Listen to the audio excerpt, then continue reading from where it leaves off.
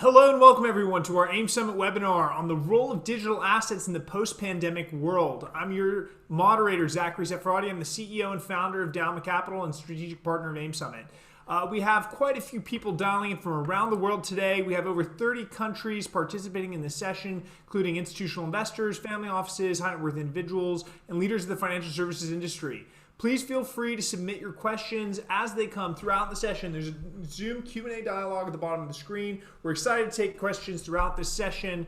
If you're joining us on YouTube after the fact, please like this video and subscribe to our YouTube channel now. Introducing our webinar partner today, it's none other than BlockFi. BlockFi Global Digital Markets provides customizable lending and borrowing of cryptocurrencies, stablecoins, and US dollars. They're powered by retail cryptocurrency balances, the fastest growing digital asset pool on the planet.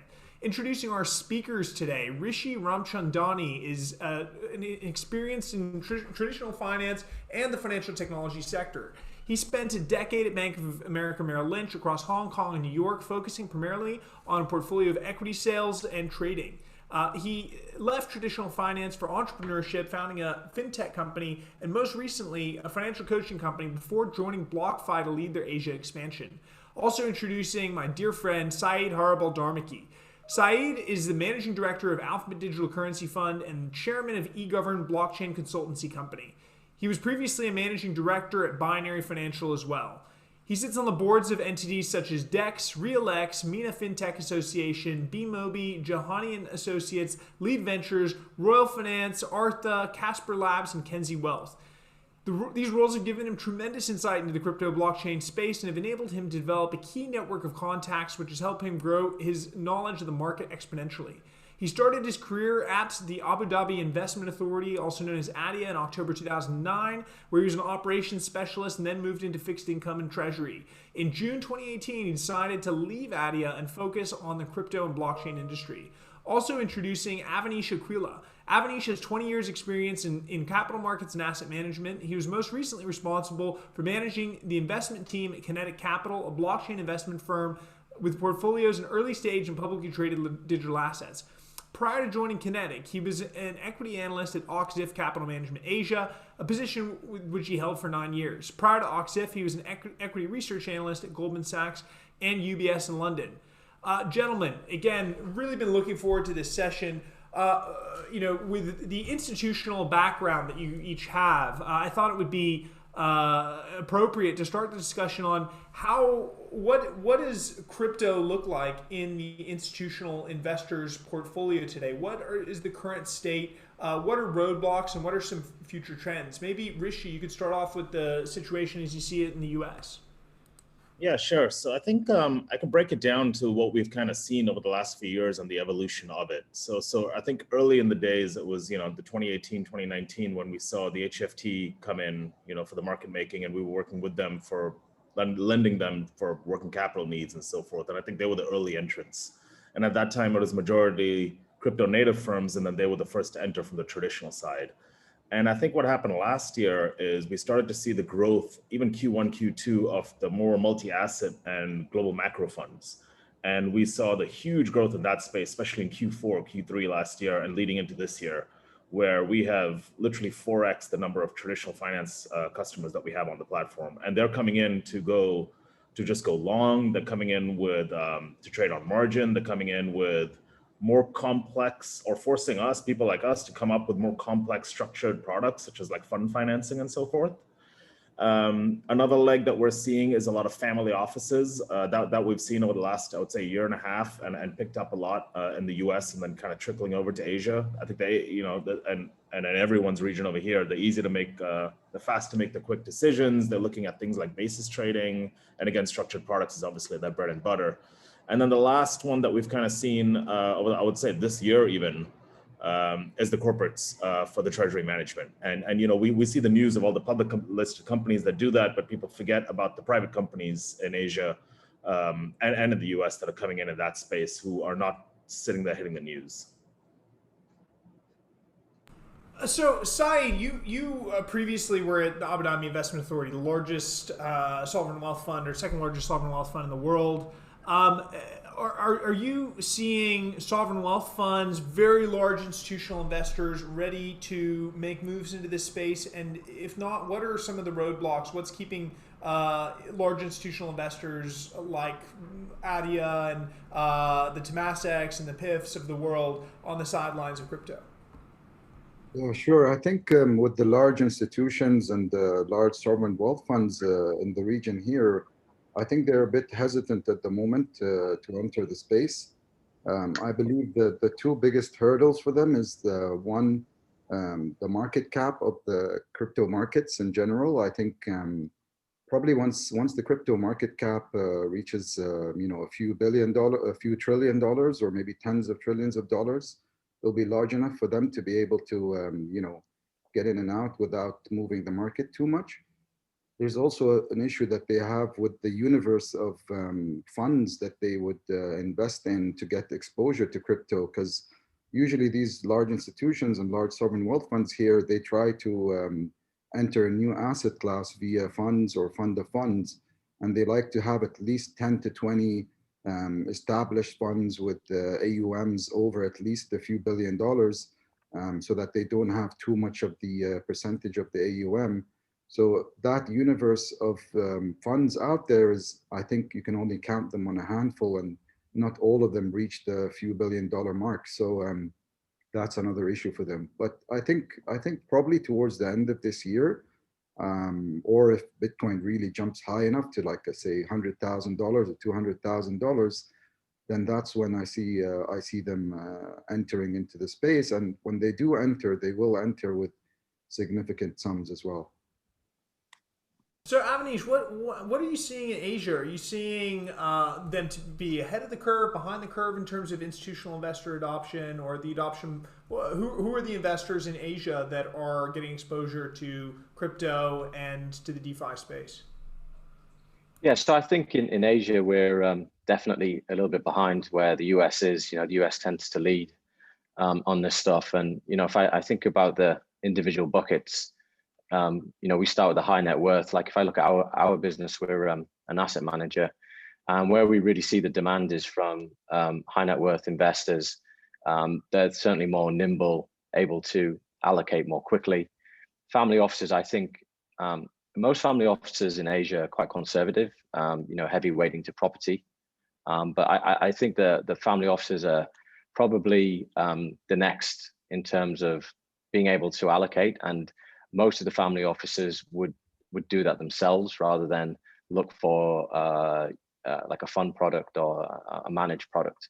And then you get into the real sort of institutions, which is the managers plus wealth platforms plus corporates. And I think that's where we're definitely a bit behind. Like in terms of asset managers, you've got the regulated and unregulated. It's a really high hurdle to get over, certainly in Hong Kong, to be regulated manager. And so there's very few of those. And then the unregulated managers find it hard to gather assets for obvious reasons. And then I would just say, with the wealth platforms and corporates, they're just a lot more conservative. I don't know of any companies in Hong Kong that have actually started allocating to Bitcoin in the same way that you saw with Tesla or MicroStrategy.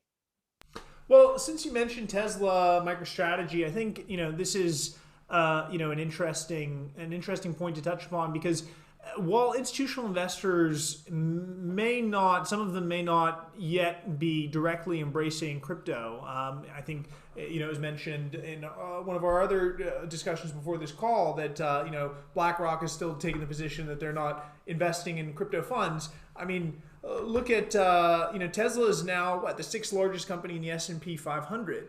So indirectly, if you own SPY or if you own the S&P 500, you have exposure to crypto, right? And all of these sovereign wealth funds, institutional investors, have allocations to venture funds that a lot of the major firms in Silicon Valley are either directly or indirectly investing in blockchain crypto companies or crypto itself. So I think, again, the idea that institutional investors are not allocated to crypto is somewhat of I think that's changing. Again, whether they like it or not, it's somewhere in their portfolio.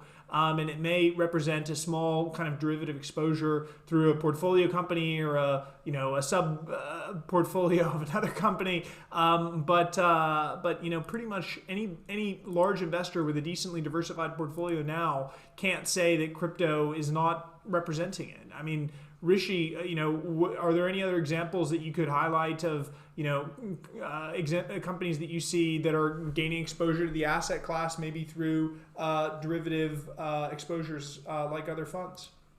Yeah, I mean, look, I obviously we can't say names or anything, but without a doubt, we're seeing a massive growth over there. And this is exactly like you said, if they can't get in via spot because they can't get that over the hurdle on the internals, they're coming in other ways. I think Saeed's exactly right on the points he mentioned about the pension funds. The only additional thing I would say that we kind of saw when we talked to them is they always say they're not able to put a valuation on Bitcoin, which is the current hurdle. When they go up the stream on it, there's no discounted cash flow to estimate the value, and they find that as a hurdle. But I think the funny thing that I found when I talk to guys like that is most of them have a large personal asset base in crypto, so they are advocates internally fighting. So I agree 100% that it's going to happen either this year, if not next year, and that'll kind of be the last hurdle in the pension funds. But regarding the other kind of global macro funds and long onlys, they all recognize that they do have exposure. So they're making the fight internally. And if they're not able to come in and spot, then they're able to come in via some of these funds. And most of them are, what we're seeing is coming in on market neutral type trades, because that they can kind of wrap their head around on the risk. And they're coming in with these market neutral trades, and they'll come in and test it out first. And they'll come in with pretty big size. And then they quickly get very comfortable with crypto because they've gone through the legal and compliance hurdles internally. So that's the kind of transition that we're seeing right now. I have a great question from Danny Farha, so I've just got to jump straight to it. It's for Saeed. So Saeed, central banks will eventually hold a portion of their reserves in Bitcoin. What are your thoughts on this, and how can we get the UAE central bank to pioneer such a move globally? We're the first Arab country to send a probe to Mars. Let's be the first to have Bitcoin as a national reserve. What are your thoughts, Saeed? Oh, that's pretty ambitious, I think. I mean, personally, I would love to see the UAE central bank having, treasury reserves of Bitcoin. Actually, the UAE central bank is pretty progressive with the DLT. I mean, they've had a cross-border solution that they're testing out with the Saudi central bank. They are studying central bank digital currencies. They are very much, open to the blockchain technology in general. They do have an in-house section which looks at blockchain technology. So I think once they're comfortable with the technology, once they're comfortable with central bank digital currencies, I think they'll be progressive enough to even consider Bitcoin at a later stage. But I don't see it happening anytime soon. But I wouldn't be surprised if, like, in the next couple of years or few years, that they actually seriously consider it and then actually do hold a portion of their reserves in Bitcoin. I mean, like institutions like Abu Dhabi Investment Authority, Mubadala, Abu Dhabi Investment Council, they've all been put in place to actually invest in all different asset classes and have a very diversified portfolio to preserve the future generations' wealth. So, if there is an asset class which is, proven and has a 15, 20 year track record of, delivering great returns on investment, then I'm sure that those institutions will consider it. And then ultimately, the central bank will look at it at some point. But yeah, I mean, I'd love to see that happen. For now, we'll have to settle for the city of Miami. I think they're the first city that's going to be putting some of their treasury into Bitcoin. So actually, one of the things that we've been kind of touching upon is, around institutional investors. One of the common excuses that we hear from institutional investors is, oh, well, the crypto space isn't ready enough. Isn't ready for us. It's not, doesn't have the right custody, doesn't have the right sophistication. The AML and KYC isn't up to standard. I mean, I think, while there are certain players in the space that this certainly remains true for, we see plenty of companies, financial, companies that in every other way represent or resemble sophisticated financial services firms that can tick all of the regulatory, operational, due diligence boxes of institutional investors. I mean, Rishi, is there anything that you could add to help dispel the myth that the crypto space isn't sophisticated enough from a regulatory perspective, or from a custody perspective, or from what are the roadblocks besides market cap and not knowing how to value it at this point? Yeah, I think that initially you always get that question of it's just not sophisticated enough, and you're right on the custody side too. That's kind of always the initial thought.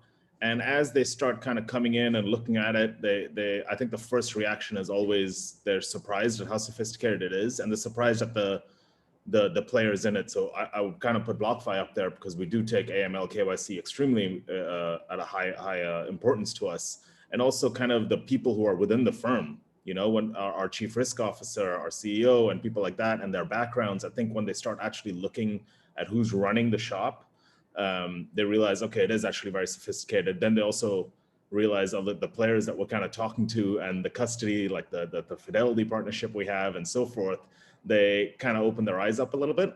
So it's always a nice surprise for them. And don't get me wrong, right? The crypto space is now so big that there are a lot of small to medium-sized players out there, which I think always hits the news, and that's kind of what trickles through the Twitter and the media and so forth. But as they look into it, I think they're pleasantly surprised. And I would say, it's going to be a big year for the options market as that gets more sophisticated. We're starting to see a crazy amount of volume over there. Also, just bigger players like for us, we have over 10 billion in assets right now. It's hard to kind of ignore that, right? And obviously that takes a very strong, custody that we use and so forth. So I think it's always a surprise that they kind of see as they kind of enter into the space, and then the doubts get cleared pretty quickly. So, I mean, Avanish, you obviously come from a traditional finance background, having cut your teeth at, very prestigious firms. So would you share the view? I mean, there's kind of this perception amongst institutional investors that the crypto space is dominated by people with pink and green hair. What would you say to dispel that myth? What can you add to Rishi and Saeed's points on this, institutionalization of crypto? Has it already happened? Yeah, I think it's getting cleaned up when you look at some of the practices, and there were some subpar practices in the past when you look at the types of fundraising that was going on during the ICO boom. And when you look at some of the policies that have been adopted by, in some cases, quite big exchanges, trade counterparties around KYC and AML. And, I think that at the beginning, the regulators were in a bit of a spin just because it was a new asset class that had really kind of come from nowhere. And the regulators didn't really have a framework on how to deal with that. So that's taken a few years just to really sort out, in my mind. And I think, we've got to a time now when, the regulatory framework, like in Hong Kong, for example, in the US, is pretty transparent now. I think when I think back to 2018, the SEC was still having a conversation about, is Bitcoin a security? Is Ethereum a security?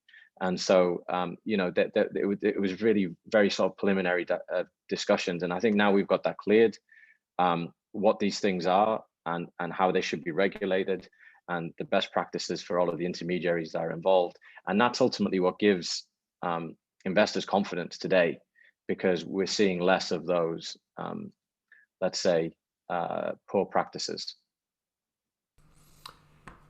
And I mean, let's maybe dig a little bit deeper on one of the areas of crypto that developed in sophistication, I think in a lot of ways the fastest and most dynamic, where bankers kind of jumped right in because they understand, as Rishi said, people that went into the space, they said, okay, well, maybe we don't understand how to price crypto, but we understand, arbitrage, or we understand taking market neutral positions.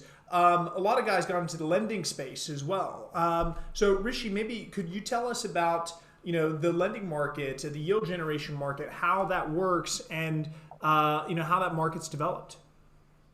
Yeah, I mean, it's it's a very simple business model, right? Like people, or for us particularly, and a lot of other CFI lending platforms, is we offer extremely high interest rates. So we're seeing very, very high demand. You know, at USD, we're paying 8.6%. So it's very attractive to a retail as well as institutional player.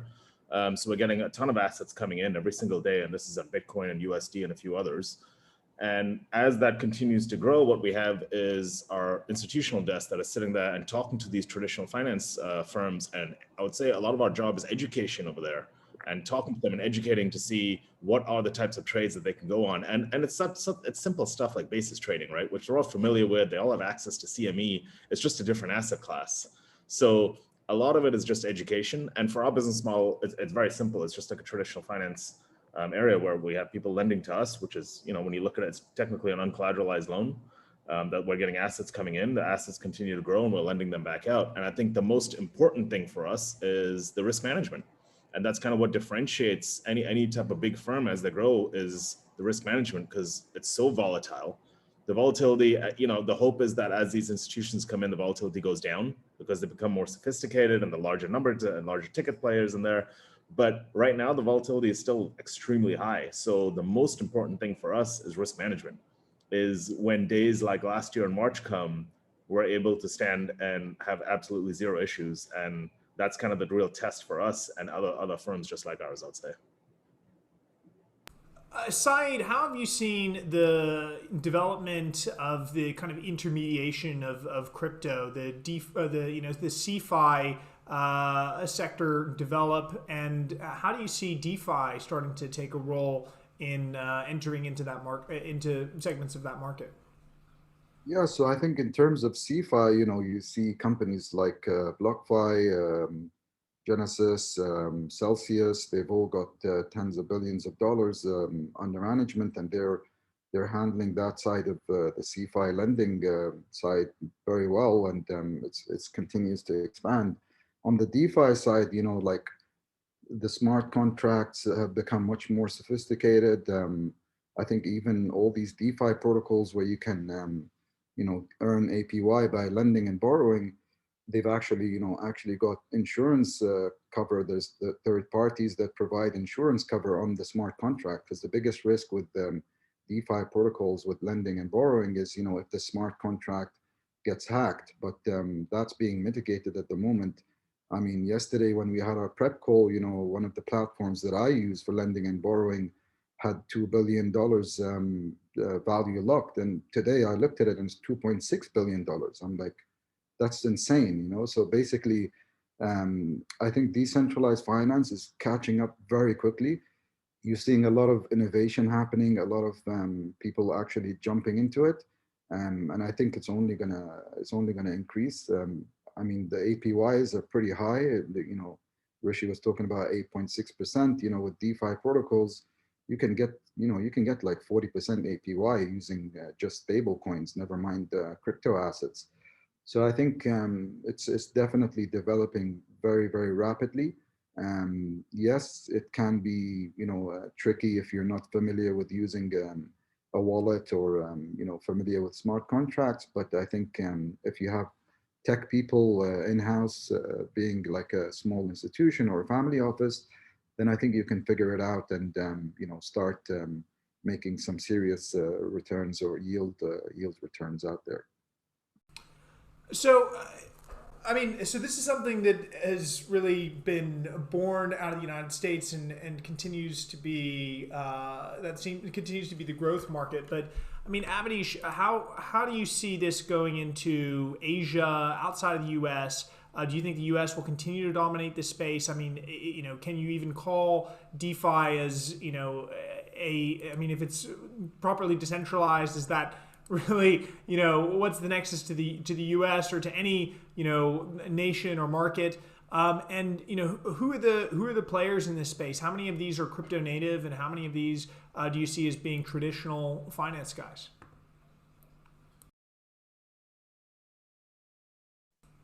Yeah, mute. So yeah, I mean, you know, when we think about the different ways to lend and the different ways to provide liquidity, I think DeFi is like super interesting. We have a situation now where there's lots of different options, right? You can hold your crypto in a hot wallet on an exchange, which gives you like easy access to trading. And then you can also, if you're a very long-term investor and you want to be quite risk averse, then you can move your assets onto into an offline wallet, cold storage wallet, and that's a lot safer. And then you've got kind of like higher on the risk profile would be like the CeFi, DeFi, and I think the likes of BlockFi doing a great job of being able to offer like these lending services and create an ecosystem whereby people can achieve these yields in a much safer way because they are regulated and they have the track record and they've got the financial strength. And so I think that's a big positive for the market. In terms of the DeFi lending protocols, it's to be seen. I think that ultimately will be safer over time. I think the track record is just too short. But ultimately, depositing money in a smart contract is a scary idea. But if we can go for the next couple of years and we see very limited kind of problems with smart contract bugs or hacks, then people are going to accept this. And so that's why I think it's a very interesting alternative that ultimately is never going to be mainstream, but we can see it growing. And DeFi Pulse has like 30 billion of assets locked, and so yeah, this is significant. So Rishi, I mean, you talked about risk management. So I mean, if for somebody coming into this space, clearly when any kind of credit market is growing, people aren't so worried about risk management, right? Everybody's doing well. The market cap keeps growing of the underlying, more and more people are pouring into the space. And it's easy to assume that, these good days are going to go forever. But what happens when there's a downturn? What happens when, we start worrying about counterparty risk? Do you see, risks in this sector from lax credit analysis policies, from overly aggressive lending like we've seen in other credit markets in the past? Yeah, without a doubt. And I think that's the number one question we always get when the traditional finance come in, and it's completely fair too, right? And what we've done over here is kind of try to kind of foresee and build out for the future. So, for example, like our whole risk team was there before we really even had anything to manage, and they were just at the core of our entire company. And we have to remember, at least for our company and a lot of the CeFi companies, they started kind of in 2017. Kind of saw a little bit of a boom, but then kind of went through 2018, 2019. So we saw all the bad times too. And, for us, especially the biggest test was March, right? Was a big surviving thing for us where our risk management proved to be resilient. And from there, what we did is when we started seeing the traditional come in, it started to build out for it. So we have an entire structuring team. We have an entire credit team. And every firm that kind of comes in goes through the same process, very similar to a traditional finance, actually, where you go and we look at their financials, we look at their audits, we talk to the management company, and then from there kind of make decisions on how much can we actually lend these firms. So I think risk management is eventually going to be the thing that kind of determines who are the top players at the end of the day because of the volatility. And without a doubt, just to touch back on what you guys were saying about the DeFi thing, like you can't ignore the growth, right? It's unbelievable. But and maybe you guys can disagree with me over here, but right now we're not seeing the traditional finance touch that just yet. I think it's just a bit too risky for them. So that's where we come in. And then will they eventually get there? I think when the DeFi kind of space gets a little bit more sophisticated, and like Saeed said, when it's right now, I think you need really good tech people as opposed to good traditional finance people. And so it's a lot of crypto native firms who have kind of gotten the early entry and are taking advantage of the opportunities over there. And hopefully it will get more sophisticated and we'll see more people there. But right now, at least in our space, risk management is by far the most important thing to kind of go forward. So how do you manage risk differently from a traditional financial institution? It's actually not much different at all. It really isn't. Like most of our team, if not all, have come from a traditional finance background on the institutional side. With all decades-long experience in the traditional finance space. So our credit team, our structuring team, our legal team, and so forth, all traditional finance people who understand how to manage risk and also how to talk to these institutions about risk so that they kind of speak the same language. And that's where we're seeing the bigger tickets come in. So what's the inefficiency that you guys are addressing? How are you able to, what's the key difference that you have as a CFI lending platform versus a traditional financial institution? At the end of the day, it's just more opportunity, right? There's just more opportunity in the digital asset space. And I think the ones that are able to attract these traditional firms are the ones who are able to speak their language and can make them really understand. So a lot of our time, like I said, was spent on education. So we educate them on exactly how our risk is managed so that they feel more comfortable leaving assets with us, right? Because I think that's the biggest thing for a traditional firm as they kind of enter is, I'm leaving my assets with this firm that's been around for X number of years, and what is really custody, and they kind of go down that rabbit hole that we've all gone down 5 years ago, and start to ask a lot of questions. So a lot of it is educating them that actually it's run very similarly to a traditional finance space, and the players in it are also very similar. So a question from one of our audience members, Paul Howard. He's asked the panel, has the pandemic led to an acceleration of digital asset adoption, and what will be the implications as the pandemic, as pandemic measures and habits change? I mean, certainly we've seen the asset class explode in size and market cap. Has that also led to an increase in actual adoption and in users? Are we moving up the curve? Maybe Avanish, you could start on this one.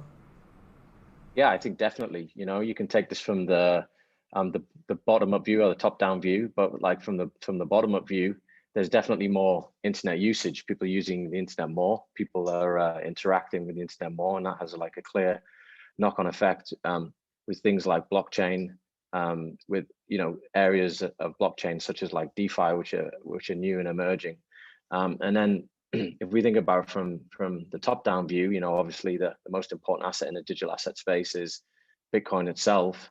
And, if you've got broad money increasing by like 8 trillion across like the main economies, it's like a 20% increase, then there is definitely some pent-up demand for store of value assets, scarce assets, however you want to describe that, some sort of inflation hedge. And so Bitcoin really fits the bill, given the supply increase is like less than 2%, and we all know that magic number 21 million. So I think it's almost like the perfect storm for digital assets right now, because and a lot of that is driven by, as you say, the pandemic. So Saeed, how would you see the role of digital assets having evolved and expanded in the post-pandemic world? So I think, firstly, I mean, I'm going to throw out a stat out there. So because of the pandemic, a lot of economies, had a lot of issues with, companies, actually going out of business, and a lot of people getting unemployed, etc. So like, especially the Federal Reserve and a lot of the central banks have been printing a lot of money to try and tackle the issue. And the stat that I want to throw out there is, if you look at the broad money supply over the last 12 months, 75% of that has actually been printed in the last year alone.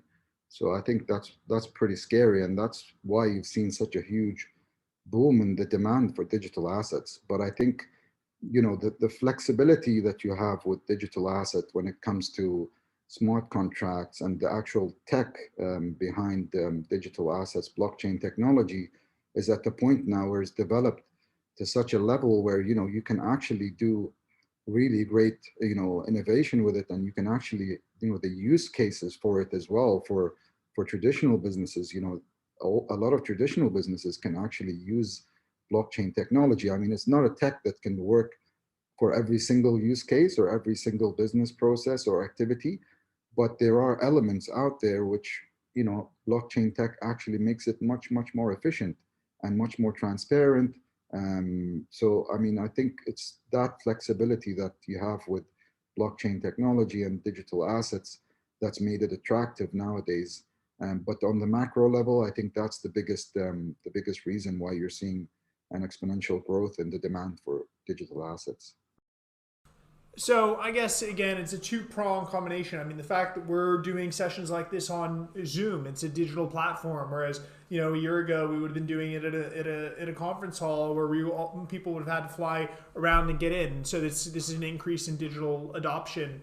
And as you said, again, the perception that these may be better stores of value, that fiat currencies are, I mean, again, you talk to an FX trader, and an FX trader will always tell you currencies don't float, they sink at competing rates.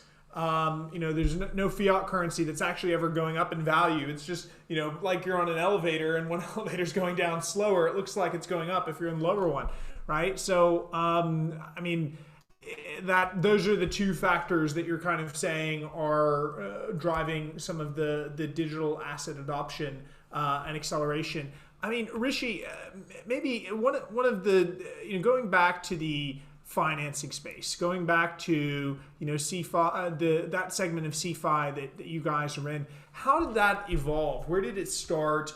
Who were some of the major players in that space? Can you give us a breakdown of what this industry is born out of and where it's going?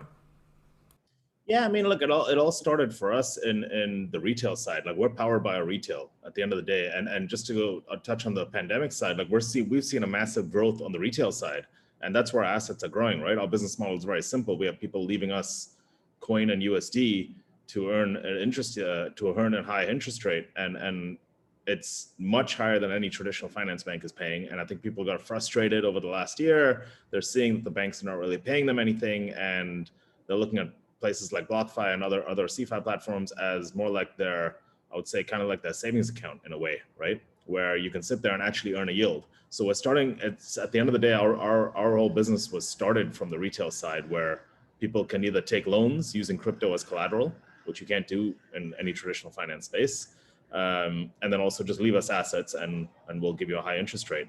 And that kind of enabled us to kind of grow the institutional side and grow other parts of our business. So yeah, I mean, it's been a huge growth year for us last year. The AUM has grown an incredible amount. The number of users has grown an incredible amount. And I think the top kind of leading CFI platforms are seeing the same type of growth. And what we did is we kind of went for the route and expanded globally. So we opened up Singapore and Asia last year. We opened up London, and we have tech talent all over the world. And similar to what you were saying about everyone being global, and sorry, my dog.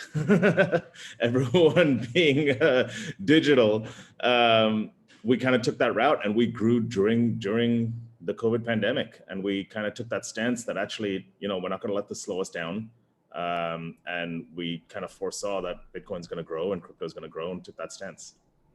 So besides the kind of explosion in the lending space in terms of the number of options and products and ways for investors to invest and to borrow, and the growth of total assets, there's also been an explosion in access products, right? We see a number of products that are being offered via traditional markets. The number of crypto hedge funds that have been set up. Now, again, we have crypto ETFs trading on major stock exchanges. Avanish, maybe you could, given your background as, a fund manager, what are some of the products that you have access? We have a question actually from one of the audience members, Jarrett Hanhofer, who was asking, how can SMEs, for example, who need to invest in via a vehicle, something that is holding to accounting standards, how can they allocate to crypto? What are some of the products that are available, and that maybe have inbuilt custody and things that make it easier for someone who has a traditional finance background to get exposure through? Yeah, so let's talk about some of the desirable things that you might be able to find within digital assets in general, right? So I guess the first and obvious one is scarcity. We're hardwired into wanting scarcity, right? Like if I told you I have a concert ticket and it's the last one left, you suddenly want it, more than you would have normally, right? So, and I think that's like thousands of years of programming, and money's always been scarce up until like 1971. And we've got a new form of money now, and with Bitcoin, you know, that's the ultimate scarce asset today. And especially with the design of the mining system, whereby the more capacity that goes on the network, it just means that security of the network is becoming greater rather than the supply of actual Bitcoin being impacted. So that's kind of like the genius in the design. And then we can move on to things like yield, which is obviously like Rishi's area. You know, by removing the middleman, let's say in a DeFi type environment, you've basically got a liquidity pool and you've got liquidity providers and you've got people who access that liquidity to trade the two tokens that have been provided by a number of those liquidity providers. And so the trading fee goes directly from the trader to the liquidity provider. And so immediately we created some yield. So it's like when I provide my liquidity to a bank, I get nothing back because they have all of the costs and all of the people around the world. If I put my liquidity into a smart contract where there's effectively no costs and people can access that liquidity, I get paid the benefits from that, right? So there's obviously a higher yield environment, which is attractive. And then I would say, like, the final thing in terms of what we think about as like a professional asset manager in the space is this is a new space, and it's not just only growing, but because it's new, there are a lot of inefficiencies. It's not that well developed, and so we see a lot of opportunities to make returns from the fact that the way things are priced gets baked in very slowly, or can be different across different assets or different venues. So several of the questions relate to the some of the Bitcoin ETFs in the market. That's something that we're going to be unpackaging in next week's seminar, where we'll actually be discussing this with one of the largest ETFs in the world. So for those of you asking questions on the Q&A relating to Bitcoin ETFs, please be sure to dial into that session. Just again, to touch on that lightly, while we have Saeed with us, having been had a background at the sovereign wealth fund. Again, sovereign wealth funds have increasingly used ETFs as a way of expressing exposure to different industries. Norway, for example, kind of led in a lot of ways of allocating via passive vehicles. Do you see ETFs as potentially a route for adoption of institutional investors getting exposure to this asset class in a more direct manner?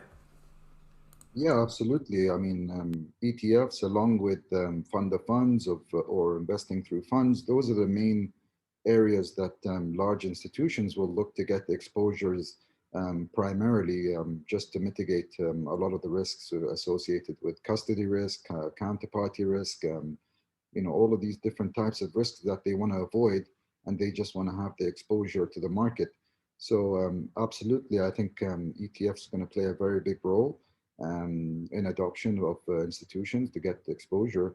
One of the very large family offices that I know in the UAE, they've actually got quite a big exposure to Grayscale Trust, which is the closest thing or the biggest kind of ETF out there at the moment. So if that's what attracted one of the biggest family offices here, then for sure, if there's something that's much more, much more sophisticated, much more institutional, like a proper ETF trading on a serious exchange, then absolutely that will pique the interest of institutions, and I see that as kind of the smallest doorway that or the biggest doorway that these institutions can go through. And then once they're into the ETFs and they have the exposure, then they'll see the returns, and then they'll start exploring other avenues like funds and funds of funds. And then I think also you have to remember that there are some large family offices and institutions that are actually invested into the equity of crypto related or blockchain related companies out there. It's very, very small amount, but there is that exposure as well that they're taking. So I mean, once the size of crypto companies out there increases highly, and there's more IPOs related to crypto companies, then you'll see the institutions and large family offices going into those as well. I mean, grabbing onto that, the IPOs of crypto-related companies, this is something that we're seeing increasingly accelerating. I mean, we've seen several mining-related companies go public in recent years. Obviously, the profitability of miners in the current market dynamics is making that increasingly interesting.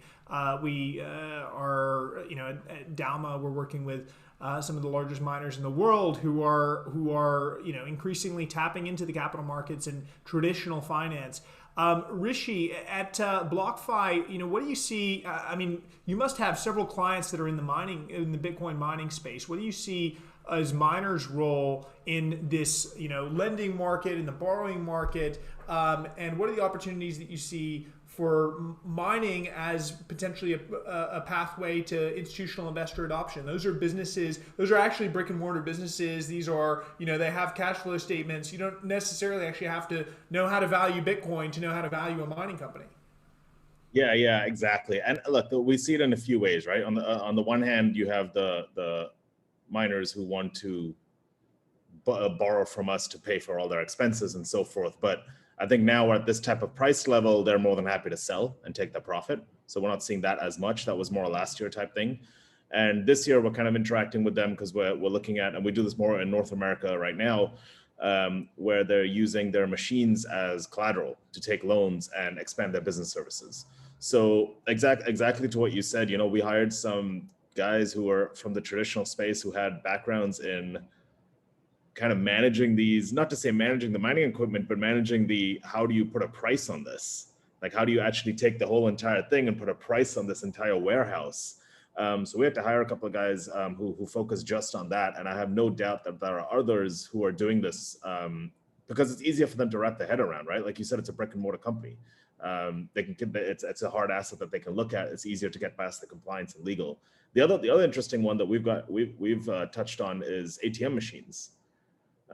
Similar thing. It's not that big over here in Asia, and I'm not so sure if it's bigger in the Middle East, but it's huge in America. There's ATM machines all over the place that sell Bitcoin, and they do it at quite a wide spread. But same thing, they want to use it as collateral to kind of expand and put more ATM machines everywhere. So, I mean, certainly, again, we're seeing similar things in the mining space. One thing that I kind of knock my head against the wall is I talk to institutional investors about mining companies, and they say, oh, well, we don't understand their business. It's too complicated for us. And it's actually one of the simplest businesses out there. It's basically alchemy, actually turning electricity into Bitcoins. And if you have cheap electricity and you have the latest machines, you're a money printing press. One of the interesting dynamics that we're seeing currently in the mining space is that one of the factors that makes mining so interesting is the difficulty adjustment, right? The fact that when Satoshi Nakamoto designed Bitcoin, he realized if the price of gold went to $1 an ounce, every miner in the world would stop mining. If the price of Bitcoin collapsed and every miner stopped mining, the network would collapse. He knew that the profit incentive was necessary to make sure that at least the most efficient miners would always keep their machines on and would always mine. So he built this difficulty adjustment not only to make sure that miners remained profitable, or they, when I refer to Satoshi, not only to make sure that miners are always incentivized to mine, but also to make sure that more miners coming on limited the supply. And that resulted in, whenever the price of Bitcoin would go up, if it go up 300-400%, you'd see, deferred but similar increases in difficulty, which would actually reduce the dollar-based profitability of mining. Right now, what we're seeing is while miners still have that hedge, there's a huge bottleneck in the chip supply market. So, there are only a couple companies in the world that can produce chips that go into these mining machines. TSMC, Samsung, and now SMIC is kind of getting into the game out of China. But all of these guys are, you read the newspaper every week about the huge chip shortages. Automotive factories have been shut down.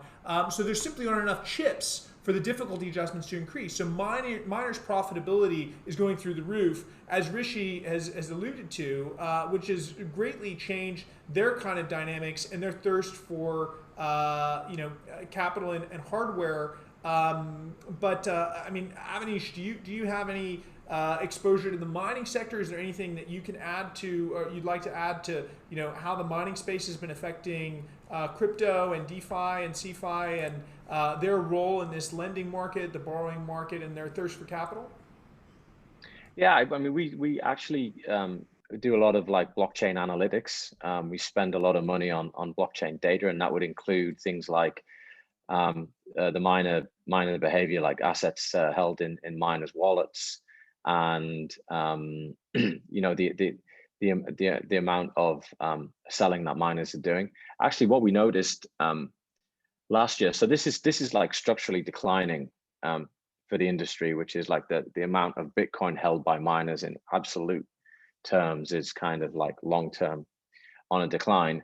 But what we saw last year was in March, when we had the big sell-off in the market, miners actually really increased their holdings during that period, and then kind of held through some of the increase, and now we're back to where we were like pre-March.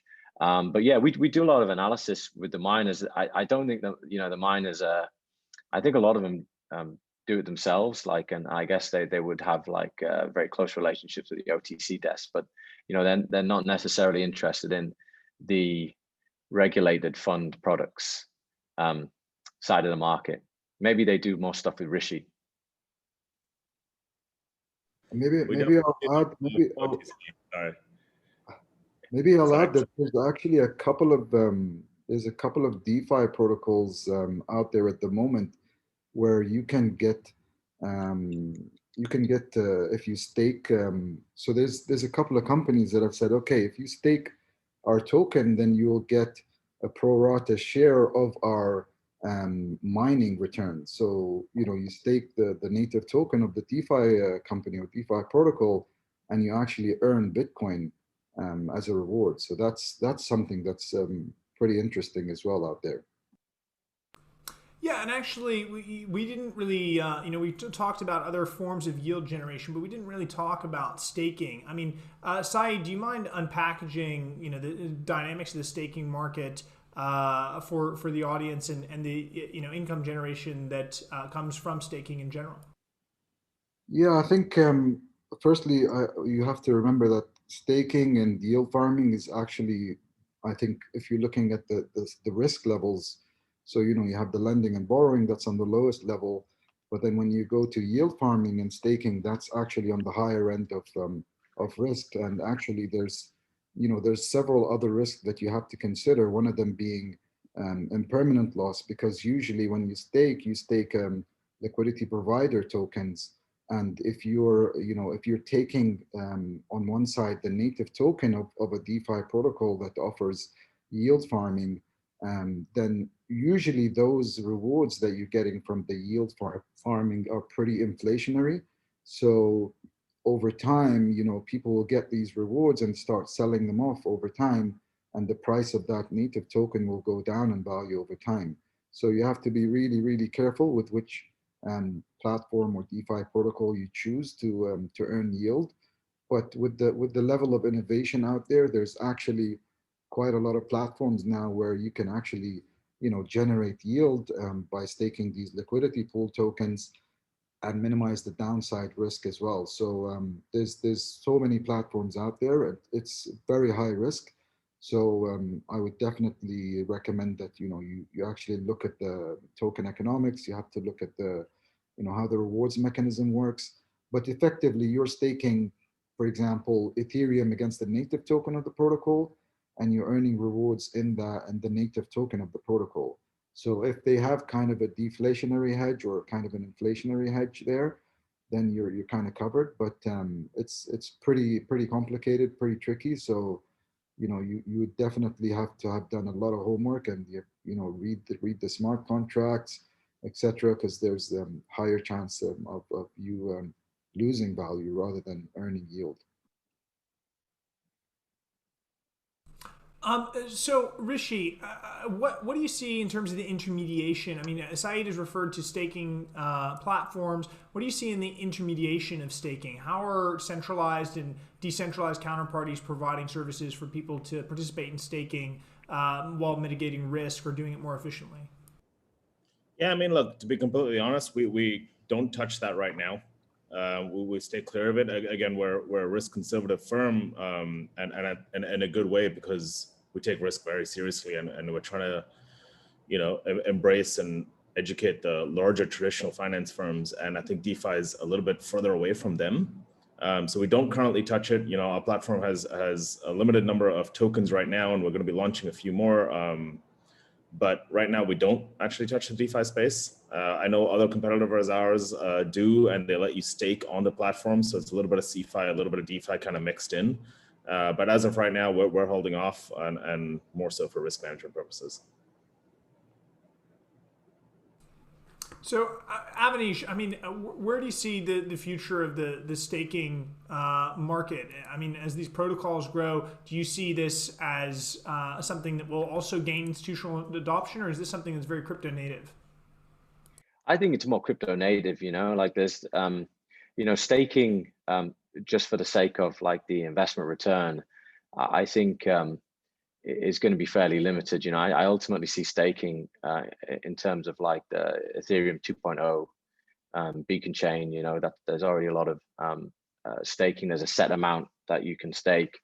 And then that gives you the ability to run a node on the network. And so I think like it's really like a blockchain use case to be able to stake those tokens, and then your rewards obviously factored in within the ecosystem of the actual blockchain project. I think in terms of like investment returns for individuals or institutions, now I think we need to be looking more at like the DeFi or the lending markets, either from like a CeFi, like a BlockFi or Binance, or with these DeFi protocols directly. Rishi, actually, if you wouldn't mind, kind of, we talked about at a high level, but what is the breakdown, if you could, in terms of the client mix at organizations like BlockFi on both the borrowing and lending side of the book? Yeah, so the people who lend to us, as we have a massive retail audience over there. Then we also have a lot of family offices and VCs who have excess capital that's lying around that is happy to leave with us. They trust us, and it's been a long time that we've been around. They increase in size, and then also just high net worth individuals. So that's more on the people who are lending to us. On the people who are borrowing from us, I would say it's a mix between, you have the HFTs, which are probably our number one. Then you have the growing multi-asset global macro funds. And then on the third level is probably the family offices. I would say that's kind of the breakdown over there of who's actually borrowing from us. And from this kind of split, I would say, you talked to us a year ago or 2 years ago, it would have been heavily crypto native. But right now it's transitioned very quickly over the last like 2 quarters to more traditional finance coming in and looking at these more funky kind of complex structured products, and getting into the space with large size. Just a quick question from Jeff Diamond, who's asked about some of the public mining companies with valuations having skyrocketed. What's to stop a new miner from coming and raising $2 billion and securing cheap electricity? I mean, I think the ability for a new miner to come into the market is going to be extremely challenging because they just won't be able to get their hands on machines. I mean, again, getting on the order books of Bitmain or MicroBT or some of the second tier suppliers right now is next to impossible for some of their best customers, guys that buy hundreds of millions of dollars worth of machines. They're talking about selling machines to you towards the end of the year or next year, or possibly not even taking orders if you're one of their best, most established customers who's been working for you for years. So this is one of the things that I think makes mining so interesting at the moment, and why we are really looking at investments in this space and are working with our clients to allocate capital to it, because the ability for new miners to come in and to raise hash power is extremely limited by the fact that there just aren't enough chips. And it's it's a layer above above the actual manufacturers of the ASICs. It's the guys who make the chips, the foundries, the wafers that go into those chips. It looks like actually we're all out of time. I really enjoyed this session. We had excellent Q&A from the audience. We covered the current state of the industry, how institutional investors have been increasingly allocating to it, the fact that the institutionalization of crypto has pretty much already happened. We talked about how a lot of what's happening in crypto now and where a lot of the growth has been, it really resembles traditional finance in the lending space, in yield farming, in